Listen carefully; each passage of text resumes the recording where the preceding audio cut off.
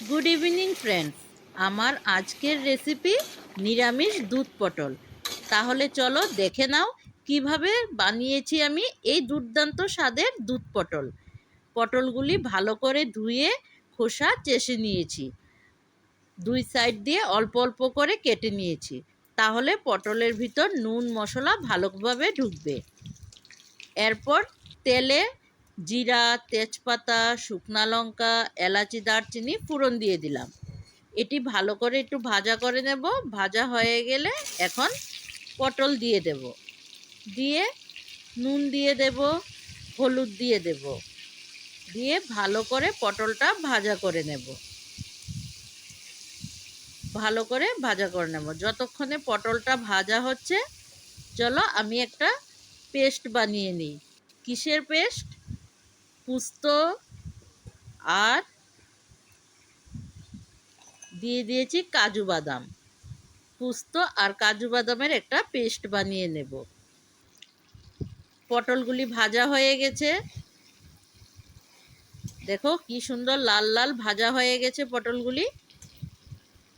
এখন আমি কাজু বাদামের পেস্টটা দিয়ে দেব।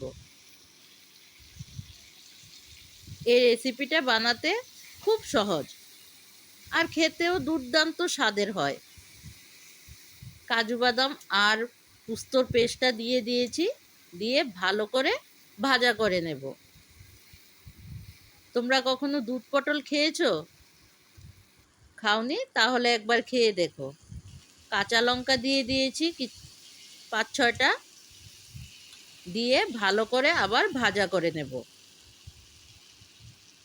ভাজা হয়ে গেছে, এখন একটু লাল লঙ্কার গুঁড়া দিয়ে দেব কালারের জন্য, তাহলে কালারটা ভালো লাগে। এখন দুধ দিয়ে দেব। ভাজা হয়ে গেছে, এটা পুরোটা দুধ দিয়েই রান্না হবে, জল কিন্তু আমি দেব না, দুধ দিয়েই করব। দুধ দিয়ে দিয়েছি, এখন ভালো করে মিশিয়ে নেব। দেখেছো কত ইজি, ঝটপট হয়ে যায়। শুধু কয়েকটা জিনিস লাগে, কিন্তু খেতে কিন্তু দুর্দান্ত লাগে।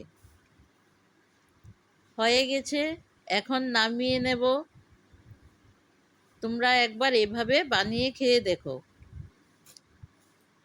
আমার রেসিপি ভালো লাগলে তোমরা লাইক কমেন্ট করে দিও।